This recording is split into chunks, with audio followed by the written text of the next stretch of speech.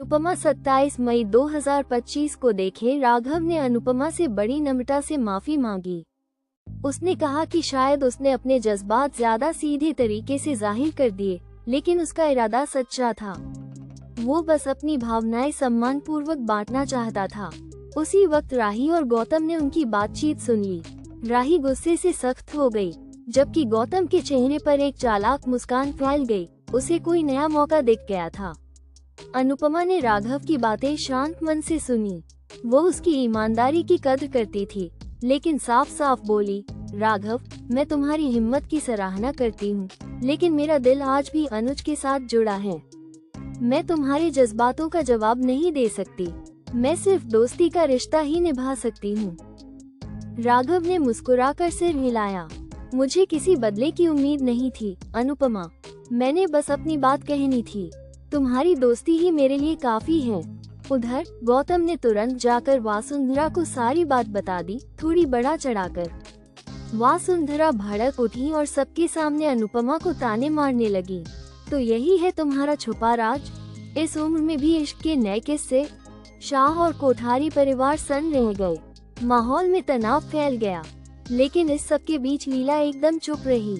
उसकी चुप्पी वासुंधरा की नजरों से छिपी नहीं। राही अब तक परेशान थी। वो सीधे प्रेम के पास पहुंची। उसका दिल भारी था। उसने कहा, मैं किसी और को अनुपमा की जिंदगी में अनुज की जगह लेते हुए नहीं देख सकती। प्रेम ने शांत स्वर में जवाब दिया, राही, अनुपमा हमेशा दिल और आत्मा की सच्चाई के साथ चलती है। उस पर भरोसा रखो। वो जो भी करेगी सोच समझकर करेगी। बाद में जब गौतम ने सबके सामने अनुपमा का मजाक उड़ाने की कोशिश की, तो अनुपमा ने उसे कड़ी चेतावनी दी। उसकी आंखों की गंभीरता और आवाज की दृढ़ता ने गौतम को चुप कर दिया।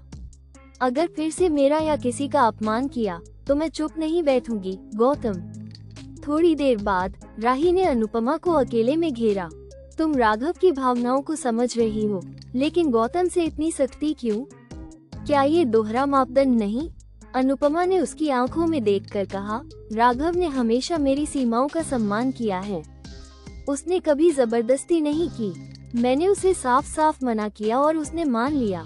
लेकिन गौतम ने हर बार चालाकी और स्वार्थ दिखाया है। फर्क यही है। उसी समय राघव भी वहां आ गया। उसने कहा, राही, अनुपमा पर सवाल उठाना ठीक नहीं। मैंने दिल की बात कही थी, लेकिन उसे अपनाने की जिद कभी नहीं की। मैं जानता हूँ कि उसका दिल सिर्फ अनुज के लिए धड़कता है। एक कोने में अनिल ने राघव को अकेले में ढूंढा और आगे बढ़कर माफी मांगी। हमारे कुछ लोगों ने तुम्हारे साथ अच्छा व्यवहार नहीं किया, उसके लिए मैं माफी चाहता हूँ। तुम्हारी ईमानदारी की कद्र करता हूँ। राघव ने सिर झुकाकर धन्यवाद दिया। इस बीच पराग ने शादी के बाद शाह परिवार से सारे रिश्ते तोड़ दिए। उसका ये फैसला सबको चौंका गया। वहीं गौतम ने चालें चलनी शुरू कर दी। इस बार उसका निशाना राही और माही थी। वो उनके बीच की नजदीकी को खत्म करने का रास्ता ढूंढने लगा। शाम को लीला ने एक भयानक सपना देखा, जिसमें राघव जबरदस्ती अनुपमा से शादी कर रहा था। वो पसीने पसीने उठी, लेकिन डर उसके मन में बैठ गया। उधर माही को आर्यन के अतीत के बारे में कुछ बातें पता चली, लेकिन उसने हिम्मत से आर्यन को थामा। जो कुछ भी तुम्हारे अतीत में था, वो तुम्हें परिभाषित नहीं करता। मैं तुम्हारे साथ हूँ। रात के सन्नाटे में अनुपमा अकेली बैठी थी, अनुज की तस्वीर के सामने। उसने धीरे से फ्रेम को छुआ और बोली, तुम्हारी जगह कोई नहीं ले सकता अनुज। लेकिन मैं किसी के सच्चे जज्बात को इसलिए नहीं ठुकरा सकती कि दुनिया को वो बात समझ नहीं आती।